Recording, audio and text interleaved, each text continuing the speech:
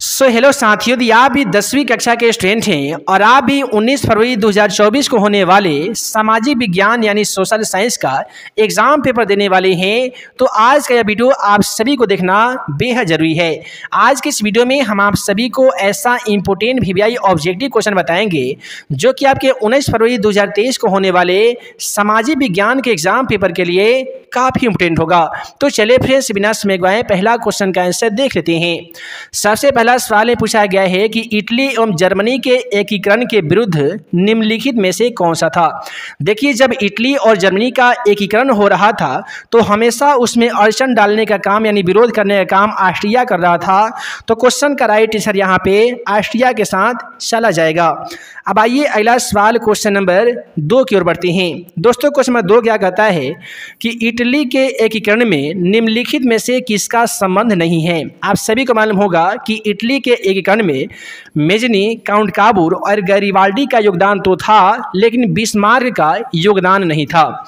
Bismarck से संबंधित पूछा जाता है कि रक्त एवं लौह नीति का अवलंबन किसने किया था। तो याद रखिएगा कि रक्त एवं लौह नीति का अवलंबन बिस्मार्क ने किया था।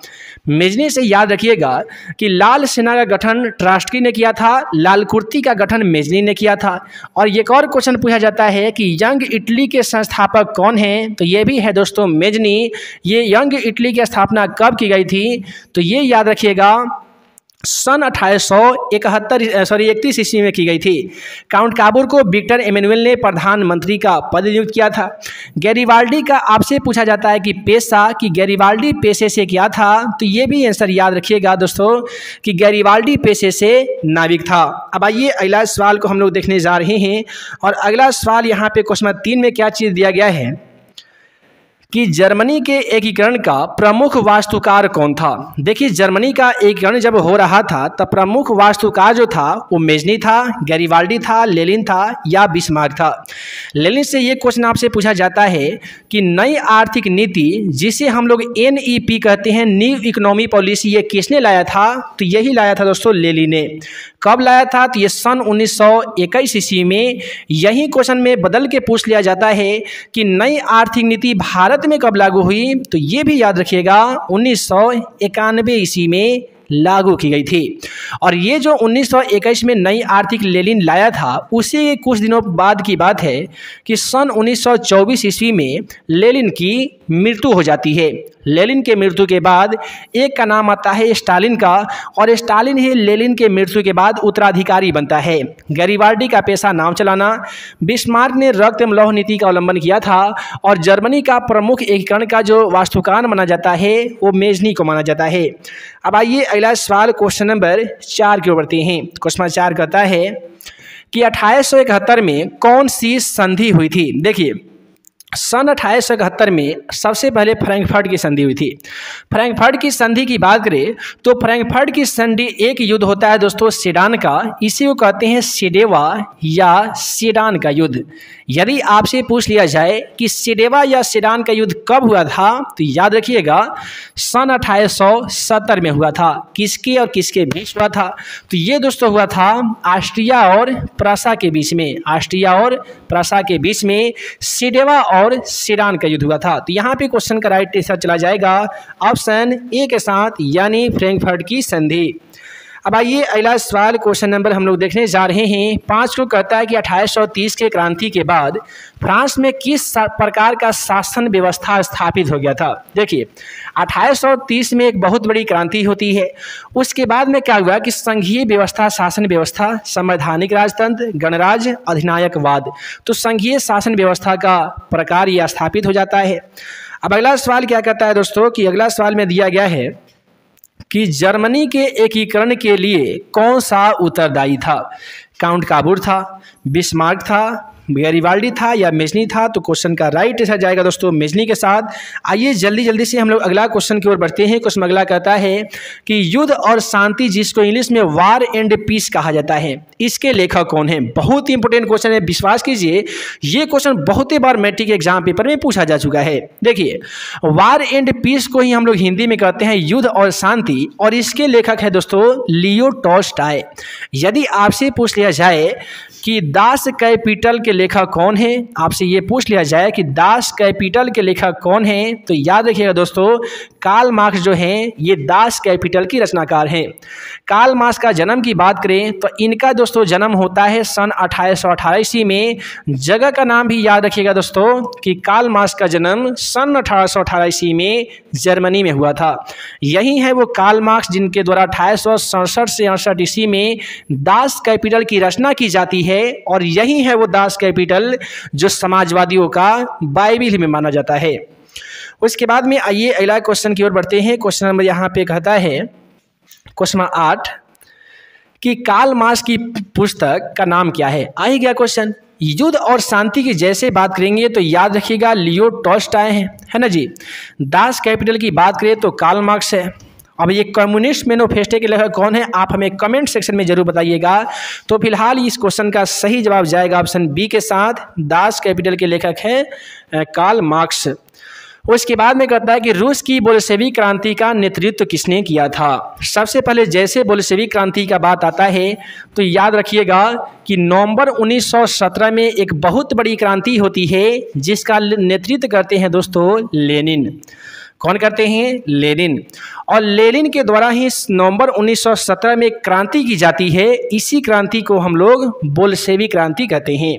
तो यहाँ पे क्वेश्चन का राइट आंसर जाएगा लेनिन के साथ। उसके बाद में आइए अगला क्वेश्चन की ओर बढ़ते हैं। कहता है कि अंतर्राष्ट्रीय मजदूर दिवस कब मनाया जाता है। एक चीज़ याद रखिए, दिवस से संबंधित एक क्वेश्चन आपके एग्जाम पेपर में पूछ लिए जाते हैं। 1 अप्रैल की बात करें तो 1 अप्रैल को कौन सा दिवस मनाते हैं दोस्तों, तो मूर्ख दिवस मनाया जाता है। मूर्ख दिवस 1 अप्रैल को मनाया जाता है। 1 मई को बात करें तो ये विश्व मजदूर दिवस मनाया जाता है। 1 जून की बात करें और 1 जुलाई का तो ये कौन से दिवस मनाया जाता है हमें तो नहीं मालूम है। यदि आपको मालूम होगा तो कमेंट सेक्शन में बता सकते हैं। देखिए यहाँ से पूछा जाता है कि मजदूर संघ अधिनियम कब पारित हुआ। तो मजदूर संघ अधिनियम की बात करें दोस्तों तो सन ये 1926 में पारित हुआ था। और फैक्ट्री मजदूर एक्ट जो पारित हुआ था सन 1861 में हुआ था, ये भी याद रखिएगा। अब आइए अगला क्वेश्चन की ओर बढ़ते हैं। अगला क्वेश्चन क्या कहता है कि किसे समाजवादियों का बाइबल भी कहते हैं। तो समाजवादियों का बाइबल कहते हैं दास कैपिटल को, जिनके रचनाकार हैं कार्ल मार्क्स, और इनकी स्थापना सन 1861 में हुई थी, 68 में हुई थी। अगला सवाल कहता है कि समाजवादी वैज्ञानिक समाजवाद की अवधारणा का प्रतिपादन किसने किया था। पहला ऑप्शन है Robert Owen, Karl Marx, Lala Lajpat Rai या लुई ब्लां। लाला लाजपत राय से एक चीज़ याद रखिएगा, सन 1920 ईस्वी में AITUC की रचना की जाती है जिसका नाम है all India trade union Congress. और इसकी स्थापना जब 1920 में होती है तो इसके जो पहले अध्यक्ष बनाए जाते हैं दोस्तों, ये बनाए जाते हैं लाला लाजपत राय को। उसके बाद में बात करते हैं कार्ल मार्क्स की। तो कार्ल मार्क्स ही रॉबर्ट ओवेन जो है ये वैज्ञानिक समाजवाद की अवधारणा के प्रतिपादक माने जाते हैं। कार्ल मार्क्स की रचना है दास कैपिटल। तो आइए इसी प्रकार से हम लोग अगला क्वेश्चन की ओर बढ़ते हैं। अगला सवाल क्वेश्चन 13 की ओर बढ़े तो क्वेश्चन 13 कहता है हिंद चीन पहुंचने वाला प्रथम व्यापारी कौन था। हिंद चीन पहुंचने वाला पहला व्यापारी कौन था। पहला है इंग्लैंड, फ्रांसीसी, पुर्तगाली, डच। देखिए हिंद चीन में पहुंचने वाला जो पहला व्यापारी है वो पुर्तगाली है। पूछा जाता है कि हिंद चीन का क्या अर्थ होता है। तो याद रखिएगा कि वियतनाम एक होता है दोस्तों कंबोडिया और एक होता है लाहौस। इसको संयुक्त रूप को ही हम लोग क्या कहते हैं, हिंद चीन कहते हैं। यहाँ पे पहुँचने वाला पहला व्यापारी जो था दोस्तों ये था पुर्तगाली। उसके बाद में अगला क्वेश्चन क्या कहता है कि अंकोरवाट का मंदिर कहाँ स्थित है। याद रखिएगा वियतनाम, चीन, लाओस, कंबोडिया। तो कंबोडिया में स्थित है अंकोरवाट का मंदिर। यहाँ से क्वेश्चन पूछा जाता है कि अंकोरवाट में किस देवता की पूजा की जाती है। तो विष्णु का की जाती है। इसका निर्माण किसने किया था। तो ये भी याद रखिएगा दोस्तों कि सूर्यवर्मन द्वितीय के द्वारा अंकोरवाट में मंदिर का निर्माण कराया गया था। उसके बाद में आइए अगला सवाल को देख लेते हैं। यहाँ पे अगला क्वेश्चन क्या कहता है कि नमक कानून तोड़ने के लिए गांधी जी ने कौन सा स्थान चुना था। बहुत इंपॉर्टेंट क्वेश्चन है ना जी। पहला है बम्बई। तो बम्बई से जैसे आए तो याद रखिएगा कि सबसे पहले सूती वस्त्र जो मिल लगाया गया था, ये कहाँ पर लगाया गया था? तो महाराष्ट्र की राजधानी मुंबई में लगाया गया था। दूसरा है दांडी। तो दांडी ये पड़ता है गुजरात में। कहाँ पड़ता है? गुजरात में। और यहीं पे सबसे पहले महात्मा गांधी सन 1930 ईस्वी की बात है जब नमक सत्याग्रह की शुरुआत किए थे। उसके बाद में है सूरत, और सूरत में एक बहुत फेमस नदी है जिसका नाम है होगली नदी, और यहीं पे सबसे पहले अंग्रेज़ों ने अपना पहला फैक्ट्री 1600 ईस्वी में ईस्ट इंडिया कंपनी स्थापित किया था। उसके बाद में है दिल्ली। तो आप सभी को मालूम होगा कि हमारे भारत का जो राजधानी है वो दिल्ली अर्थात नई दिल्ली है। उसके बाद में तो इस क्वेश्चन की बात करेंगे तो दांडी हो जाएगा, है ना जी। चलिए अगला सवाल को देख लेते हैं। कहता है कि बंगाल का विभाजन कब हुआ था? पहला है 1855। 1855 से याद रखना है कि एक विद्रोह हुआ था जिसका नाम है संथाल विद्रोह। संथाल विद्रोह के जो नेता है वह है दोस्तों सिद्धू और कान्हू है। सिद्धू और कौन है? कान्हू है। अब ये 1855 तो हमारा आंसर होगा नहीं। 1857 तो ये 10 मई 1857 की बात है जब पहला स्वतंत्रता संग्राम हुआ था। 1905 में बंगाल का विभाजन हो जाता है, और सन 1911 की बात है जब बंगाल के विभाजन को निरस्त कर लिया जाता है। तो यदि सवाल पूछा जाए कि बंगाल का विभाजन कब हुआ था, तो 1905 में हुआ था। किसने किया था? ये भी बहुत बार क्वेश्चन ट्रेंड करता है। तो याद रखिएगा कि लॉर्ड कर्जन के नेतृत्व में बंगाल का विभाजन हुआ था। इस बंगाल के विभाजन का विरोध करने के लिए एक आंदोलन हुआ जिसका नाम है बंग आंदोलन, और इसे 1911 में निरस्त कर दिया गया था। ये भी याद रखिएगा। अब आइए अगला सवाल को देख लेते हैं। अगला सवाल यहाँ पे क्या कहता है? यहाँ पे हम लोग देखने जा रहे हैं, ये क्वेश्चन नंबर 16 हो गया है। अब आइए 17 को देखते हैं।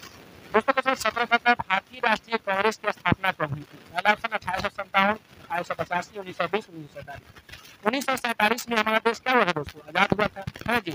1920 में all India trade union Congress की स्थापना हुई है, और सहयोग आंदोलन भी इसी में हुआ है, और खिलाफत आंदोलन भी इसी में हुआ है, और हंटर समिति का रिपोर्ट भी 1920 में प्रकाशित हुआ था। All India trade union Congress की स्थापना 1920 में हुआ है।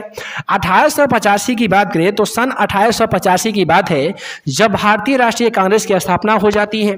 स्थापना करने वाले कौन होते हैं दोस्तों? तो ए.ओ. ह्यूम होते हैं। ए.ओ. ह्यूम होते हैं। इसके पहले अध्यक्ष बनाए जाते हैं डब्ल्यू.सी. बनर्जी को, जिनका पूरा नाम आता है किताब के अकॉर्डिंग उमेश चंद्र बनर्जी। और यहाँ पे भारतीय राष्ट्रीय कांग्रेस की प्रथम महिला जो अध्यक्ष बनाई जाती है वो बनाई जाती है एनी बेसेंट को। सबसे पहले ये 1969 की बात आता है तो यहाँ पे कांग्रेस का पहला विभाजन हो जाता है। 1907 में भी इसका विभाजन होता है जहाँ पे नरम दल और गरम दल बनते हैं। बाद में जाकर ये एक समझौता होता है जिसे हम लोग कहते हैं ये लाला हरदयाल के द्वारा गदर पार्टी की स्थापना, और यहाँ पे नरम दल और गरम दल दोनों को मिलाने का काम किया जाता है। अब आइए अगला सवाल को यहाँ पे हम लोग देख लेते हैं। अगला सवाल कहता है कि सेफ्टी लैंप का, यहाँ पे कहता है दोस्तों कि सेफ्टी लैंप का आविष्कार किसने किया था? पहला है जेम्स हारग्रीव्स ने। तो जेम्स हारग्रीव्स किसका किया है? तो ये स्पेनिंग जेनी का आविष्कार किया है। जॉन के तो ये फ्लाइंग शटल मशीन का आविष्कार किया है। तो सेफ्टी लैंप पूछा है तो सेफ्टी लैंप का हम्फ्री डेवी हो जाएगा। जेम्स वाट किसका आविष्कार किया है? तो ये भी याद रखिएगा कि वास्प इंजन का आविष्कार पूछा जाए तो आपका जेम्स वाट हो जाएगा। उसके बाद में क्या करता है कि Tata iron and steel company की स्थापना कब की गई थी? दोस्तों याद रखिएगा Tata iron and steel company की स्थापना सन 1907 में होती है। 1915 में महात्मा गांधी कहाँ से आते हैं दोस्तों? महात्मा गांधी दक्षिणी अफ्रीका से भारत आते हैं। 1923 से याद रखिएगा एक पार्टी है जिसका नाम है कम्युनिस्ट पार्टी, या हम ऐसे कह सकते हैं कि स्वराज दल की जो स्वराज पार्टी है, ये स्वराज पार्टी के जो प्रथम अध्यक्ष है मोतीलाल नेहरू थे, और 1923 में ही ये स्वराज पार्टी की स्थापना भी हो गई थी। अब आइए अगला सवाल को देख लेते हैं। अगला सवाल यहाँ पे क्या कहता है क्वेश्चन 20 में कि गोल घर का निर्माण कब हुआ था? 1757, तो इसमें तो एक युद्ध हुआ है प्लासी का युद्ध। 1764 ये हल्दी घाटी का युद्ध हो गया, बक्सर का युद्ध हो गया है। 1786, 1757, तो 1786 की बात है जब पटना में एक दर्शनीय स्थल गोलघर का निर्माण और अनाज रखने के लिए हुआ था। बहुत बार ऐसे एग्जाम पेपर में देखने को मिला है कि गोलघर का निर्माण पटना में आखिर क्यों किया गया था? तो याद रखिएगा अनाज रखने के लिए किया गया था। तो इस प्रकार से आज की इस वीडियो में हम लोगों ने देखा 10वीं कक्षा के सामाजिक विज्ञान का 1 से लेकर 20 तक का ऐसा इम्पोर्टेंट VVI ऑब्जेक्टिव क्वेश्चन जो कि आपके 19 फरवरी 2024 को होने वाले 10वीं कक्षा के सामाजिक विज्ञान के एग्जाम पेपर के लिए काफ़ी इंपोर्टेंट था। आशा करते हैं कि आज के वीडियो आप सभी को पसंद आया हो। दोस्तों वीडियो पसंद आया हो तो वीडियो को लाइक कीजिएगा, अपने दोस्तों में शेयर कीजिएगा। चैनल पर नए होंगे तो हमारे इस YouTube channel math and magic tips को जरूर सब्सक्राइब कीजिएगा। मिलते हैं एक नए वीडियो में नए VVI क्वेश्चन के साथ। तब तक के लिए आप सभी को वीडियो देखने के लिए बहुत बहुत धन्यवाद।